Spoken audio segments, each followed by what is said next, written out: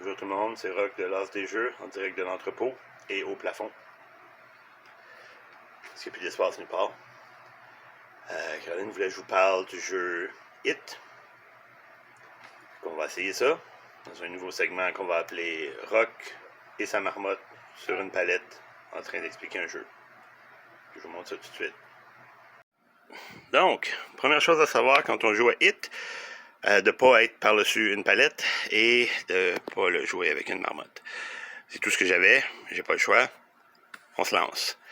Donc, à tour de rôle, on va tirer des cartes. C'est un jeu de gestion de risque. On va essayer d'accumuler le plus de cartes possible.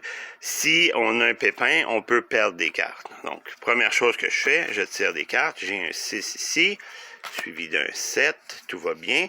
Et là, bonne chose, tant que j'ai pas au moins 3 cartes, il n'y a pas de danger. Je tire une autre carte, c'est un 8, ça va bien.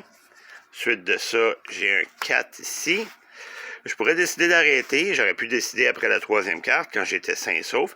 Là, j'ai pas encore de doublon. L'idée, c'est que je veux pas tirer une autre valeur que j'ai déjà en avant de moi. À ce moment-là, j'ai un 10, tout va bien. Je pourrais décider d'arrêter. Prochain joueur, si je décide d'arrêter, va faire la même chose. Sauf que, en plus d'accumuler des cartes, s'il tire des cartes que j'ai déjà devant moi, comme dans ce cas-ci, un 4, il peut me voler mon 4. Il pourrait décider au départ de ne pas le faire parce que tant qu'il n'y a pas 3 cartes, il n'y a pas de danger. Mais là, on parle d'une marmotte.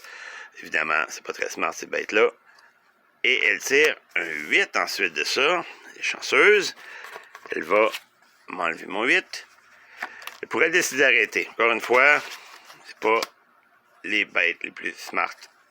Donc, elle va continuer jusqu'à temps, pour l'exemple, d'avoir une deuxième carte de la même valeur. Donc, elle a tiré elle-même le 9. Elle perd toutes ses cartes qui vont être éliminées.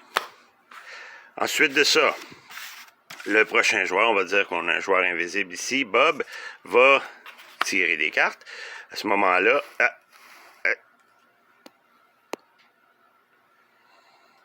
stop. À ce moment-là, il tire un 10, il me vole mon 10. Et là, pour écourter, advenant qu'il arrête à ce moment-là, quand mon tour revient, s'il me reste des cartes, ces cartes-là sont maintenant à moi. Je les gagne et je joue mon tour normalement pour aller voler des cartes à mon ami Bob et à la marmotte ici. Jusqu'à temps qu'il n'y ait plus de cartes dans le paquet. Moi, je dirais ce jeu-là, 4-5 joueurs, c'est là qu'il chaîne. On a beaucoup de plaisir avec, ça s'explique en 30 secondes. Écoutez, même une marmotte est capable de...